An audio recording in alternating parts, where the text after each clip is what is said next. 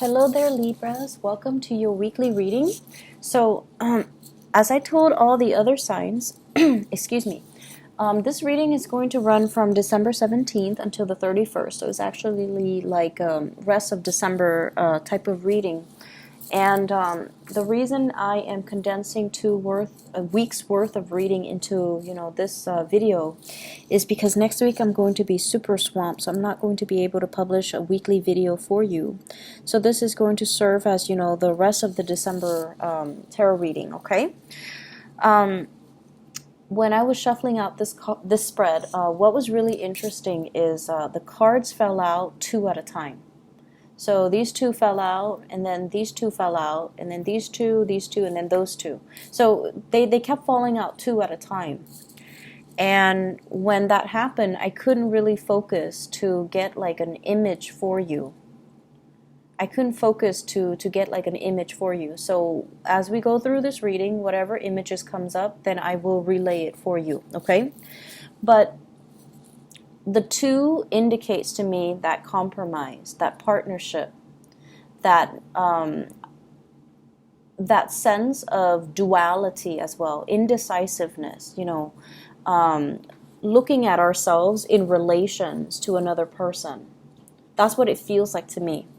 And those are like, I feel like the stereotypical Libran traits, okay, where it's like you see yourself in relations to another person.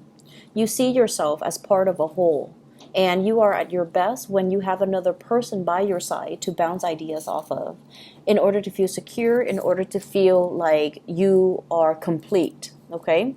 So it's very reminiscent of like Pisces, Gemini, and Librans. To like that energy is very reminiscent of Pisces or Gemini. So you might have those people very, very prominent in your environment, or you might have those placement very prominent in your chart, in your natal astrology chart, because there's a sense here about wanting a partner, needing a partner, or needing just somebody by your side to bounce ideas off of, to come to for advice, or to just physically have by your side. So what I feel here is the way this spread is coming up, there's a need for us to seek people. If we're going to seek people anyways, if we're so relationship focused, or if we're so other focused, it is very, very important for us to seek people who are very different from us, okay? And I honestly believe that, the one of our lessons in life is to learn as many things as possible, and to learn as many things as early on as possible. When your mind is young, it is very agile. It is very regenerative. You can make connections. You can cram in as much as you can. You can pull a lot of all-nighters and retain information really, really well when you're young, okay? And when you're young and you find and you purposely put yourself in many, many different work environments, okay? So like a year do this, another year try to do that, try to shift jobs as many times as possible, so that you get to know what environment is more suitable for you, so that you get to meet people, and that you get to put yourself in a myriad of situations and learning environments, so that you're exposed to as many things, different experiences, different circumstances, different belief system as possible. And so it is really important for us to, steer away from that sense of safety by surrounding ourselves with people that are so like us that we don't grow. So aim for more partners or relationships or people that really challenge you, that really sometimes oppose you, that will really bring out that sense in you where you're just like, I disagree, and here is my perspective or my take on the situation. Putting yourself in those situations will kind of encourage you or force you to defend your beliefs. And through the process of exchanging our belief system with another, we might realize, wow, my belief is not very solid and secure to begin with. Maybe I need to adopt a new belief system. And through the process of defending our beliefs, it strengthens our resolves about our belief system. It makes us feel, if we can defend something, it makes us feel a little bit more sure about ourselves. It makes us feel a little bit more sure about what it is that we truly, truly, truly believe in. So, a life of adversity builds character. So I definitely feel like, wanting to surround yourself with new people, different people, and not only different and new, but people that see things from a different perspective. People that are that challenge us to, not so much like conflictual situations, but people that will really challenge us, people that might not have the same belief system, people that will continuously ask us these important questions so that we can refine our thoughts, refine our thinking. I'm also sensing as well, dealing with different people and pushing yourself out of that social comfort zone will allow you to fill in the knowledge gap. So a lot of the times, we believe in one thing, okay? And we will cherry pick the examples that we use, or the information that's available out there to corroborate that one thing that we believe in. It's cherry picking. And most of us, fall into that fallacy. And so this message for many of you, I feel it is about doing the necessary research in order to fill in the knowledge gap, doing it the right way, doing it the proper way, not just cherry picking data or information and then glossing over the information that, runs counter or is contrary to what it is that we're trying to persuade people on, what it is that we're trying to tell other people. So I feel here the need to be very, very fair and see things from both perspectives for you guys so that you can refine your thinking, so that you can fill in the knowledge gap, so that you can understand, okay, maybe I was wrong with this belief and I need to switch over. But before I switch over and abandon my previous belief system, I need to do my research to make sure I know where I stand. And the reason I harped on this was because, the cards fell out two at a time.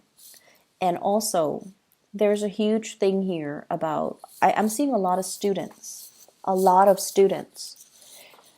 You're going through some type of a training situation, and I feel almost like some of you, and not all of you, but some of you, you're just like, I already know this. Why are they giving us training on this? Why am I forced to sit through this?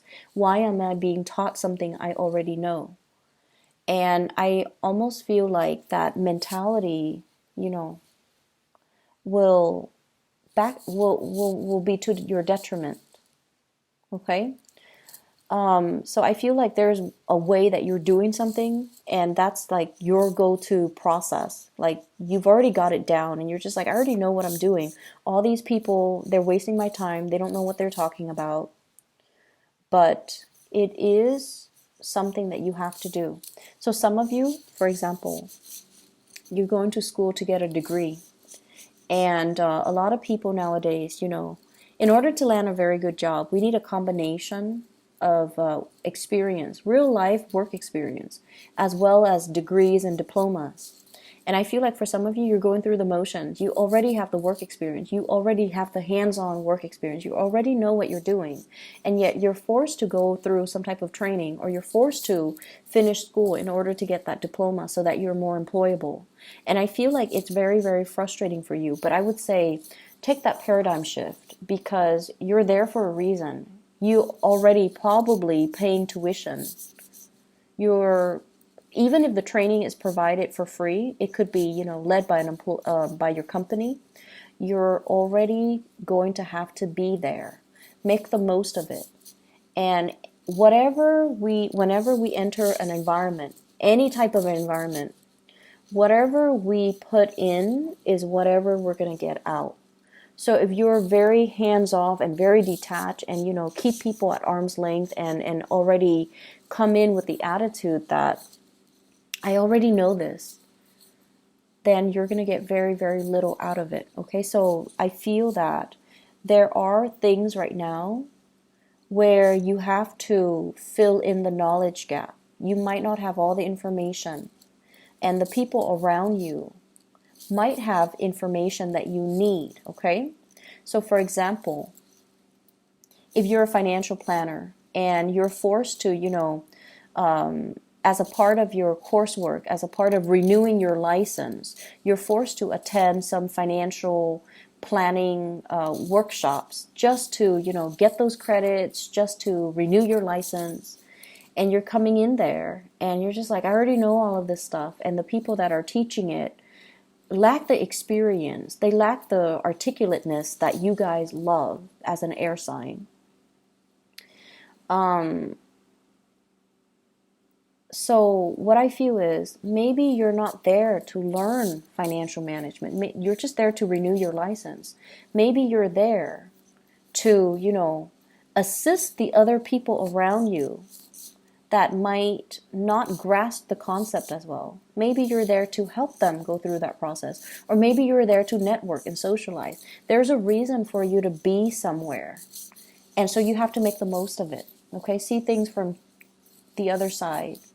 And there is a thing here about, I'm seeing a lot of students once again, and there's some information that you feel you're missing, some very, very vital piece of information.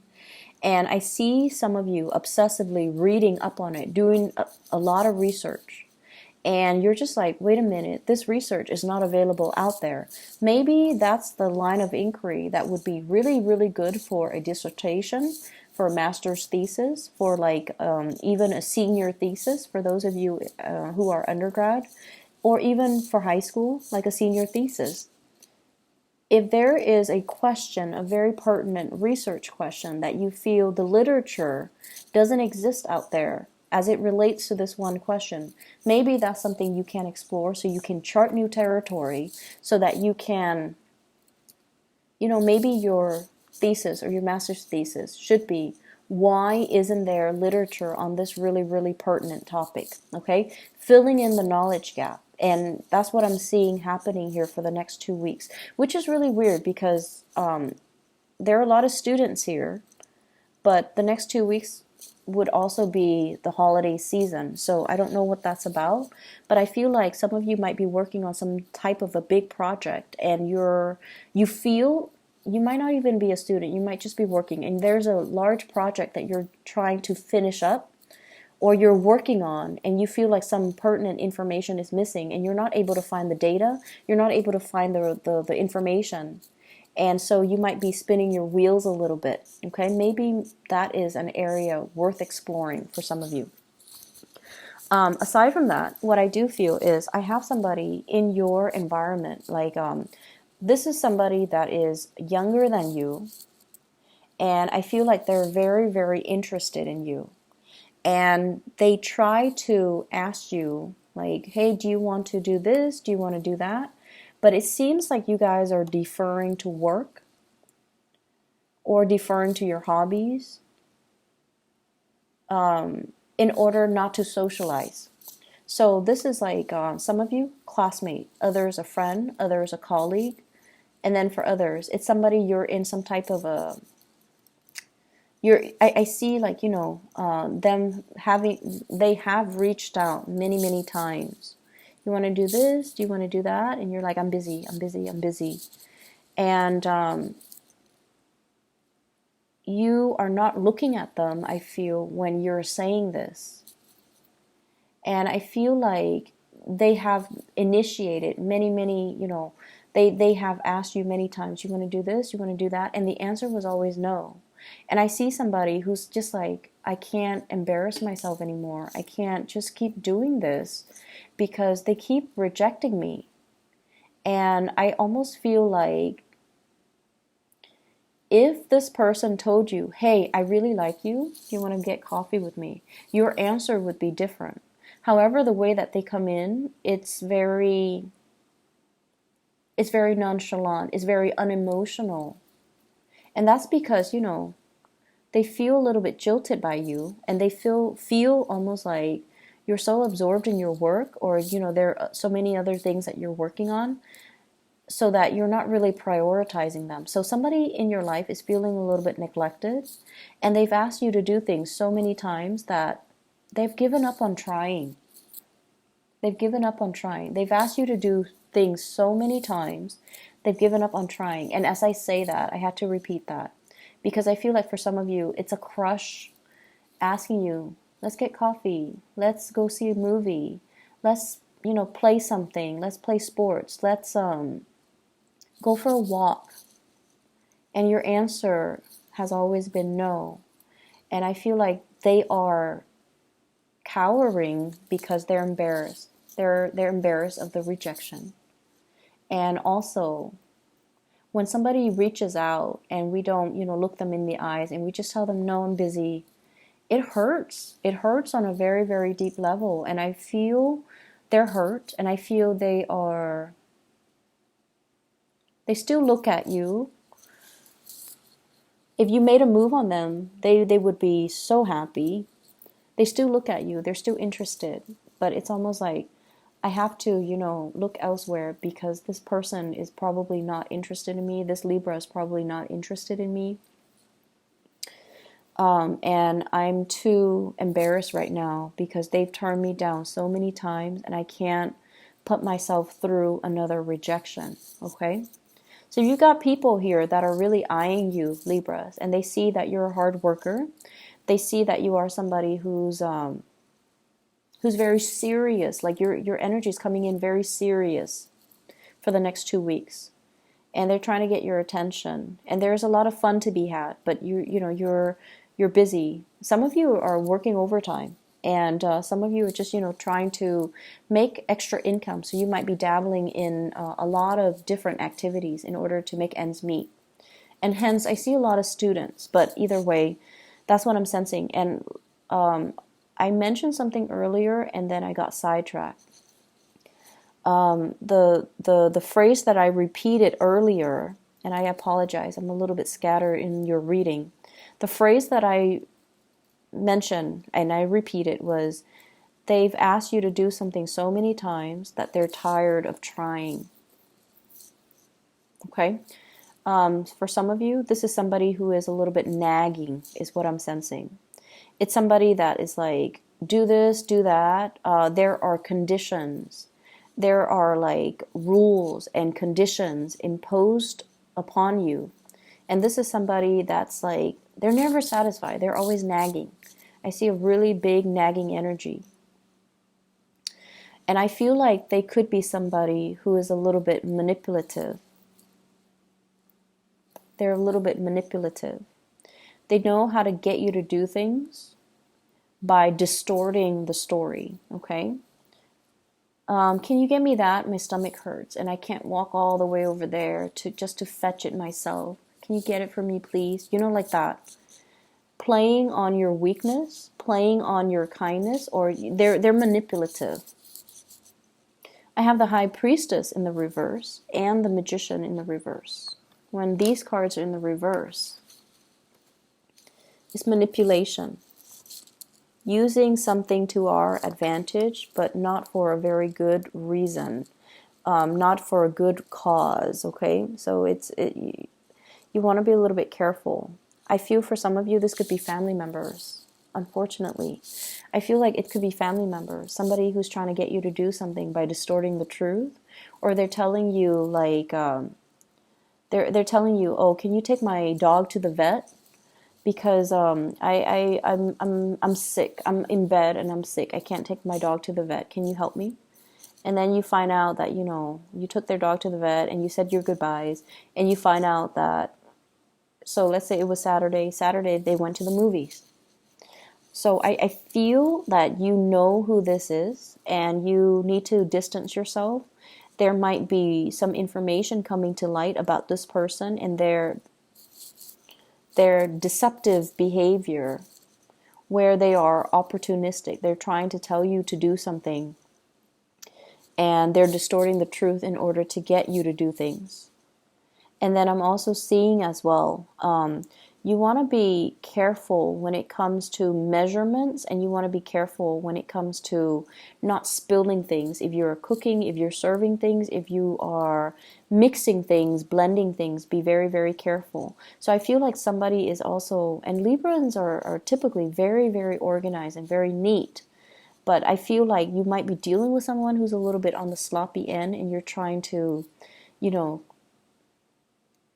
tell them to, clean up your act or be less messy, or, learn to clean up after yourself, learn to be a little bit more tidy, be a little bit more organized. And I'm also feeling as well, some of you, there might have been a past person, somebody has left the picture, and you are burying yourself in work in order to forget, in order to distract yourself. You're also happy, I feel, with work, but you're burying yourself in work in order not to think about this person, in order to keep busy, in order not to go home and look around and be reminded of this person. So I feel like it's definitely, a love relationship, okay? And then for many of you, you're a little bit of a workaholic for the next 2 weeks, and there's nothing wrong with that, because you're trying to get ahead in your career, because you're trying to publish data and information, because you might be trying to make deadlines. But I feel like there's a sense of like, I need to be productive. I need to excel. I need to produce something. And if I keep, working at it, chugging away at it, or plugging away at it, produce something, produce written work, produce like results, produce statistics, produce a dissertation, produce like a master's thesis even, or like some type of an essay or something that is up for public scrutiny. If I keep producing, it's going to really enhance my professional image and my career and my prospects. So there is a big push for you as well to, be a workaholic and to challenge yourself and to do all the work that is necessary for you, and to constantly work overtime or do a lot of work even on the during the holiday season. And then others, trying to forget a situation, a person from the past, and you're overcoming it through burying yourself, doing some type of a work. I see like shutting yourself in your office, shutting yourself in your home, trying to get things done, okay, to get things done, so you're not distracted, so you're not, so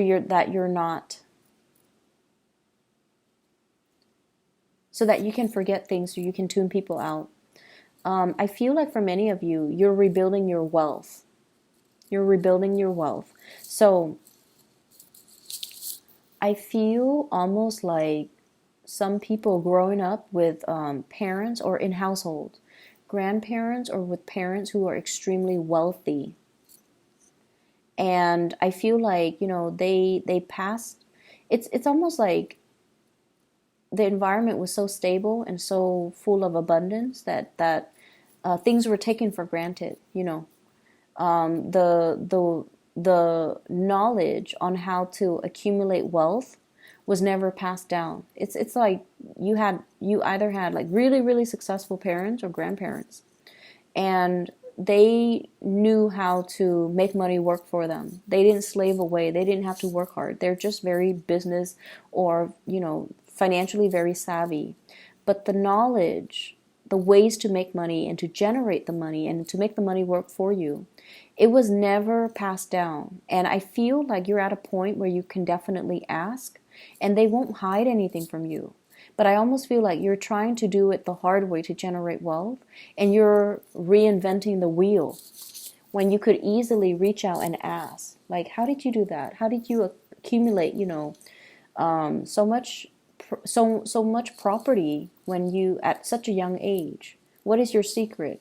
What is your investment secret? So I feel like there's a conversation here about finances that can be had with, people that are successful in your life without you having to do the legwork and to reinvent the wheel. So it's like doing things the smart way rather than the hard way. Okay? The past person from the past person in the past, Excuse me. I'm so scattered with your reading. I'm so sorry. The person from your past, there is a cycle that has closed out. Somebody I feel is residing at a large distance or long distance. Somebody's residing far away. Somebody is, transitioning into a new phase in their life. Somebody has left the picture. And I feel almost like I see some of you reading, like rereading old text messages, rereading old emails from this person, looking at pictures of this person, but more so the contact, the communication, and yearning for this person. And I feel some of you might be in a position where, it could be that one person that I mentioned before where they asked you so many times and they've been turned down so many times and now they're embarrassed. And so you're wondering and you're wondering, like, are they going to come back in? Are they going to ask me again? Right now I'm free. And they're not coming back in. So reach out to that person. If somebody asks you twice or 3 times, they're definitely very, very, very interested. And, time could lapse. Time could elapse between, the times that they asked you and the last time that you said no. But I feel like if somebody asks us to do something, right, 2 or 3 times, you want to get coffee, you want to get lunch, you want to go for a walk, there's definitely still interested in you. And so reach out. Reach out for that communication. Don't bury yourself in work trying to forget. Don't be so caught up and wrapped up in things where you might be ignoring, offers and people that are actually really, really good for you. Okay, people who are sincere with their feelings, people who want to take care of you, and people who have your best interests at heart. Okay, so step away from a situation if you find yourself with like a creative block or like a mental block where you are not able to proceed with like some type of a writing project, or you're not able to solve a specific problem.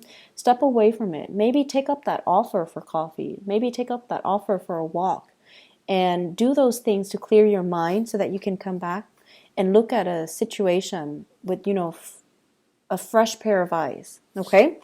So I hope the reading is helpful for you guys, Libras. It is a pleasure to connect with you guys. Have a wonderful holiday season for those who celebrate, the Christmas season and the New Year's. And I will see you guys in January. I wish you the very, very best. Take care.